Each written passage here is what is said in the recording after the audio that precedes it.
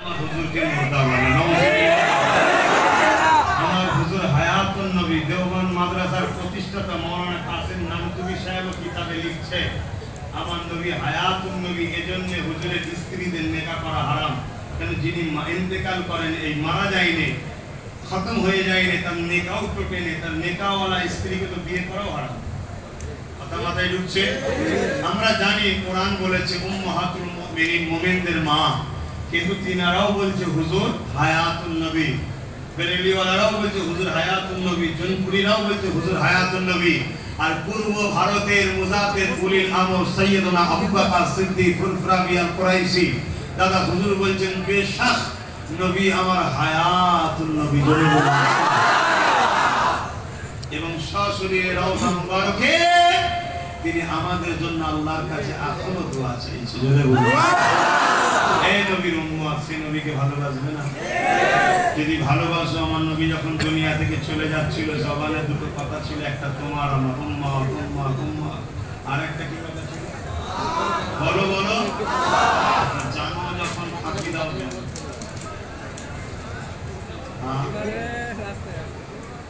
কাউকে দেখাবার জন্য নয়, হুজুর খুশি হবে। তুমি যখন নামাজ পড়বে হুজুরকে আল্লাহ দেখাবে, দেখো তোমার উম্মত নামাজ পড়ছে, আমার হুজুর খুশি হবে না হবে না? হুজুরের ভালোবাসায় হুজুরকে খুশি করার জন্য আল্লাহর দাসত্ব করো। আর এটা তো ইনসাফ আমাদের, যিনি আমাদেরকে আশরাফুল মখলুকাত করেছে, বিক্রি করেনি, জীবজন্তু বানায়নি, আশরাফুল মখলুকাত বানিয়েছে। এই কপাল তিনার কাছে কেন নত করো না? সমস্ত যুবককে বলবো সেজদা করো, সেজদা করো, আল্লাহকে সেজদা করো। মনে রাখবে এই সেজদার বিষয়ে একটা ছোট্ট কথা এসে গেছে, একটু বলবো। আমি তো চেয়েছিলাম 11টায় ছেড়ে দেবো, দোয়া করতে একটু সময় লাগবে, একটু সেজদার ব্যাপারটা বলে দিই। কথা বুঝে আসছে? আমাকে যদি আমার টাইমে তুলতে তোমার আবদার রাখতাম। কথা বুঝে আসছে না? হ্যাঁ ভাইয়ের আমার, হযরতে মুসা আলাইহিস সালাম তুর পাহাড়ে গেছে। মুসা নবী কালিমুল্লাহ, আল্লাহর সঙ্গে কি করেছেন? কথা বলতেন। জোরে বলুন সুবহানাল্লাহ। এটা মুসা নবীর মুজিজা, তিনি আল্লাহর সঙ্গে কথা বলতেন। কথা বুঝে আসছে? নবীদের দ্বারা মুজিজা ঘটে। যেমন মুসা নবীর হাতে লাঠি ছিল, যখন এই আশাকে ছেড়ে দিত সাপ হয়ে যেত। কোন পাথরে আঘাত দিলে পানি ঝর্ণা বের হতো, 12টা পানি ঝর্ণা বেরিয়েছে। জোরে বলুন সুবহানাল্লাহ। এটা নবীদের মুজিজা। কথা বুঝে আসছে? যেমন আমার নবী শিশুবেলায় চাঁদকে সরাচ্ছে, মুজিজা। আর মুজিজা কাদের দ্বারা হয়? নবীদের দ্বারা। নবী শিশুবেলায় নবী ছিল না? ছিল না? কিন্তু কারো যদি জ্ঞানে ঢোকে 40 বছরে নবী নবুয়ত পেয়েছে, তার আগে নবী ছিল না, দুটো জিনিস হতে পারে, এক সে শিক্ষার অভাব, আর না হয় সে বেঈমান। শিক্ষার অভাব হতে পারে, শিক্ষা নাও থাকতে পারে। আরে নবী চাকরিতে জয়েন্ট হয়েছে 40 বছরে, চাকরিতে জয়েন্ট হয়েছে, চাকরির লেটার পেয়ে গেছে অনেক আগে, জয়েন্ট হয়েছে 40 বছর বয়সে। জোরে বলুন সুবহানাল্লাহ। বুঝাতে পারছি তো নাকি? হ্যাঁ, আমার নবীর বড় মুজিজা হলো নবী সিনা চাক হয়েছিল। জানেন না? সিনা চাক হয়েছে। কথা বুঝে আসছে? অনেকে বলে নবী যদি নূর হবে তো রক্ত বেরোয় কেন? হ্যাঁ, রক্ত এই জন্য বেরোয়, নবী বাসার ছিলেন, মানুষ ছিলেন। জোরে বলুন সুবহানাল্লাহ। সিনা চাক হয়েছে 6 মাস, একবারও রক্ত বেরোয়নি। কেন? নবী নূর ছিলেন তাই। জোরে বলুন সুবহানাল্লাহ। রক্ত বেরোয় না হলো বাসারিয়াত, আর রক্ত না বেরোয় না হচ্ছে নূরিয়াত। নবী নূর বাসার। জোরে বলুন সুবহানাল্লাহ। কথা বুঝে আসছে? নবী যদি নূর হবে তো খাই দুজনে একটু শান্তি পেলে। আচ্ছা, এই কথা বলে বলছি খারাপ লাগছে? কেন? ঈমানটা ঠিক রাখবা, আপনার কার পাল্লায় পড়ে যাবে, ঈমান হয়ে যাবে, কোনো ঠিক নেই। কথা বুঝে আসছে? এইটা বলে যে ওইদিকে চলে যাচ্ছে এই কথাটা। নবী খাই কেন? নবীর খাওয়াটা দেখেছে, আর নবী না খেয়ে থাকতোটা দেখেননি। নবী একটানা 40 দিন পর্যন্ত রোজা রাখতো, 40 দিনে এক টানা পর্যন্ত 3 রাত 24 ঘন্টা কোনো পানি খেত না, জোরে বলুন সুবহানাল্লাহ, কোনো কিচ্ছু খেতেন না। এটা হলো নবীর নূরিয়া, নবী নূর, তাই খেতে লাগে না। আর বাসারিয়া খেয়ায়, নবী যদি না খেত তাহলে এত দামি দামি খাবারগুলো আমাদের দেশের মধ্যে জুটতো না, হালাল হতো না। তা আমাদের জন্য হালাল করার জন্য খাইয়ে দেখে দিয়েছে, খাওয়া হালাল, খাওয়া নিয়ামত, খা। তা আল্লাহ নবী পেয়েছে বলে সেগুলো নিয়ামত হয়েছে, জোরে বলুন। আর নবী নূরিয়া নূর, তাই নবী 40 দিন পর্যন্ত, কথা বুঝে আসছে, পানি পর্যন্ত পান করতেন না। তুমি দুদিন না খেয়ে থাকো, হসপিটালে যে সেলাই তো যা কই দিকে আমি যাচ্ছি না। আমার চলে আসেন নামাজ মুসা আলাইহিস সালামের কথা বলছিলাম। কি কথা বলছিলাম? মুসা আলাইহিস সালাম পাহাড়ে যেতেন, আল্লাহ সেই কথা বলতেন। হায় হায় হায়, কুরবান যা উম্মতে মুহাম্মাদি আমাদের কত কত বড়, কি বড় নয়? হ্যাঁ বড় নয়। মুসা নবীকে আল্লাহর সঙ্গে কথা বলতে তুর পাহাড়ে যেতে হতো, যেমন ছিল তেমনই থাকো, ভালো ছিল। ওহী নাযিল হতো, তাওরাত আসতো, নিয়ে এসে উম্মতকে দিত। আর আমার নবী মক্কায়, কোরআন আসছে মক্কায়। আমার নবী মদিনায়, কোরআন যাচ্ছে মদিনায়। আমার নবী হজে, কোরআন যাচ্ছে ওখানে। আমার নবী যেখানে যেখানে যাচ্ছে, কোরআন হুজুরের কাছে কাছে যাচ্ছে, জোরে বলুন। এটা হুজুরকে আল্লাহ শান দিচ্ছে, জোরে বলুন সুবহানাল্লাহ। মুসা নবী তুর পাহাড়ে উঠছে, আমি অন্যদিকে আবার চলে যাচ্ছি। আসল কথা কি জানেন? যার গোলাম তার কথা বলাতেই ভালো লাগে, তো ফিরিয়ে ফিরিয়ে হুজুর হুজুর হুজুর। কিন্তু আমার হুজুর, তিনি মুসা নবী সব নবীকে ভালোবেসেছে, আমাদেরকেও বলেছে ভালোবাসতে, তাই সব নবীদেরকে আমরা ভালোবাসি। এটা বাঁচতেই হবে। খবরদার কোন নবীর উপরে সামান্য পরিমাণ বুড়াই গুস্তাখি হলে ইমান চলে যাবে। আল্লাহর বন্ধু তারা সব আল্লাহর নবী, কথা বুঝে আসছে তো? যাক, আমি যেটা বলছিলাম, আল্লাহ পাকের সঙ্গে কথা হতে হতে আল্লাহ পাককে মুসা নবী জিজ্ঞেস করছে, আল্লাহ আপনার এমন কোন বান্দা আছে, আমি তো আপনার সঙ্গে কথা বলি, আপনার সঙ্গে এমন কেউ আছে যারা আপনার সঙ্গে আর কথা বলবে?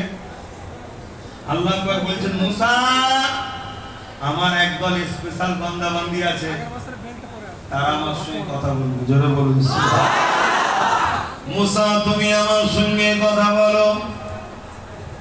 তুর পাহাড়ে এসে সামান্য কিছুক্ষণ তুমি কথা বলো, কিন্তু আমার একদল বান্দা বান্দি আছে, তারাদের ঘরে কোনো জায়গায় যেতে হবে না, পবিত্র জায়গায় দাঁড়িয়ে দাঁড়িয়ে দাঁড়িয়ে দাঁড়িয়ে যতক্ষণ খুশি আমি আল্লাহ আমার সঙ্গে কথা বলবে।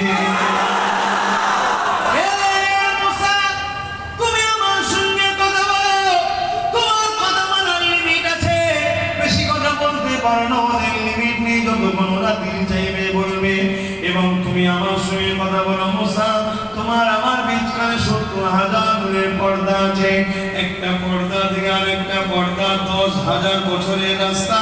আর আমার স্পেশাল বান্দা বান্দি তারা যখন আমার সঙ্গে কথা বলতে শুরু করবে, সমস্ত পর্দা হাটিয়ে দিয়ে আমি আল্লাহ একেবারে কুদরতি হবে তাদের কাছে চলে যাব। তারা একেবারে সামনাসামনি আমার সঙ্গে কথা বলবে।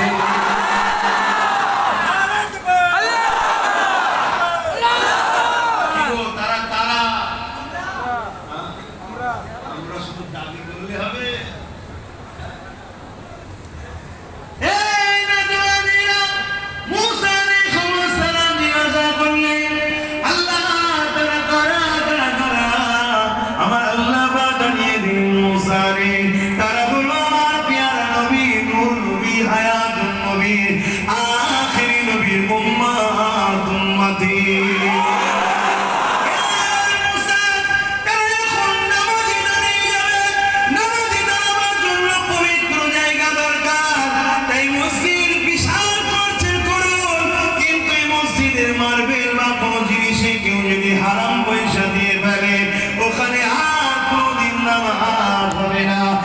উচিত হবে নিজের মেহনতের পয়সায় একটা দম করে মুসাল্লা কিনবে। সুযোগ বলে যাচ্ছে, আসলে জমানো তো কোথায় কি ঢুকে যাচ্ছে কি করে জানবেন বলেন না? নিজে একটা মুসাল্লা কিনবেন, মুসাল্লা কিনে হালাল পয়সা থেকে কিনে সাথে করে নিয়ে যাবেন, ওটা বিছিয়ে দিয়ে ওর উপরে দাঁড়িয়ে যাবেন।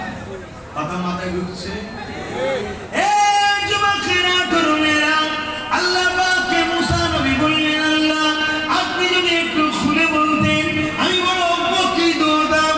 হযরত মুসা আলাইহিস সালাম আল্লাহ পাক জানাচ্ছেন, মুসা রে আমার আখিরি নবীর উম্মতিরা যখন আমি আল্লাহ আমাকে রুকু সিজদা দিবার জন্য নামাজের কিয়ামে দাঁড়িয়ে যাবে, ওই যখনই দাঁড়িয়ে যাবে 70,000 নূরের পর্দা সরিয়ে দিয়ে আমি আল্লাহ কুদরতিভাবে একেবারে ওদের কাছে চলে যায়।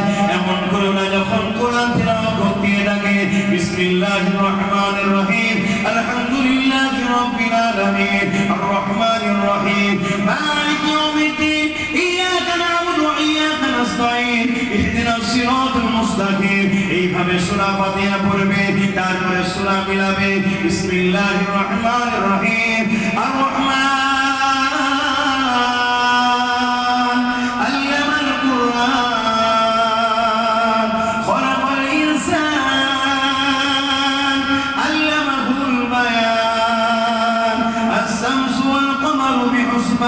والنجم والشجر يسجدان والسماء رفعها والميزان।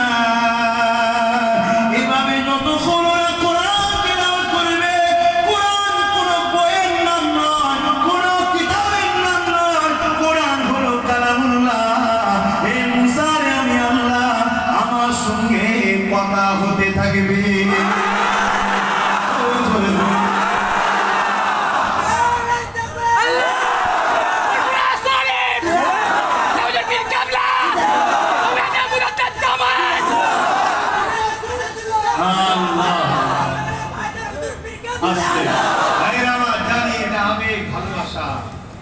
ভালোবাসা ইজহার প্রকাশ হচ্ছে, তবে তিনটে স্লোগান দিলে আলহামদুলিল্লাহ।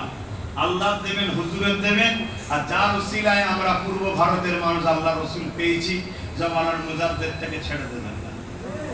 এটা ইহসান ফারামুস হবে না, আমায় ছেড়ে দাও, বাদ দাও না। আরে তো আব্বাস আসবে, কত আব্বাস যাবে, জলসা কমিটিওয়ালা কতজনকে নিয়ে আসবে, কতজন আসবে।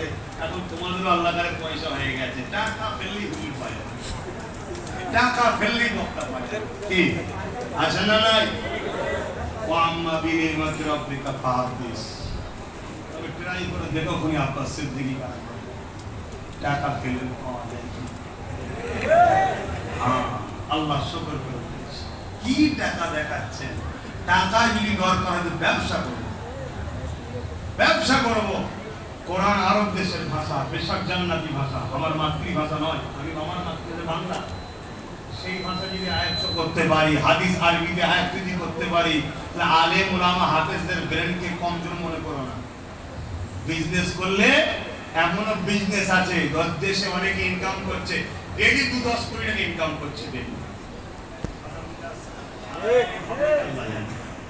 সারা জীবনে পাবো কত টাকা আল্লাহ জানে।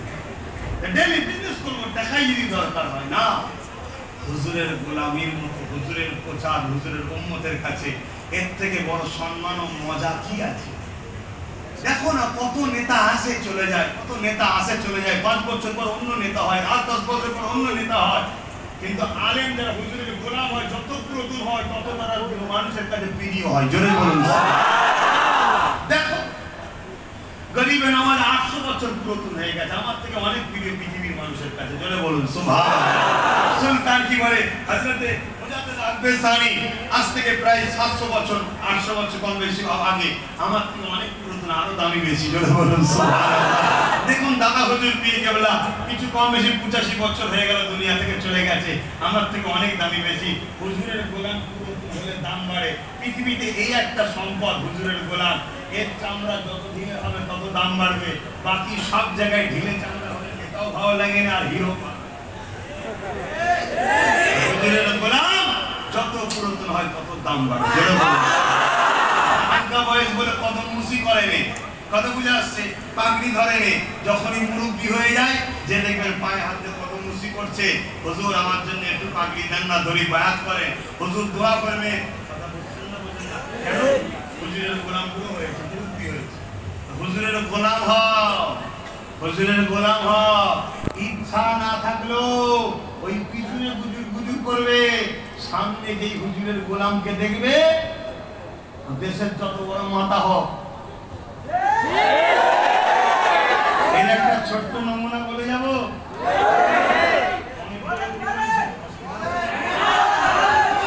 রাসূলুল্লাহ দাদা যান হযরত আব্দুল মুতালিব, রাসূলুল্লাহ দাদা যান হযরত আব্দুল মুতালিব রাদিয়াল্লাহু তাআলা।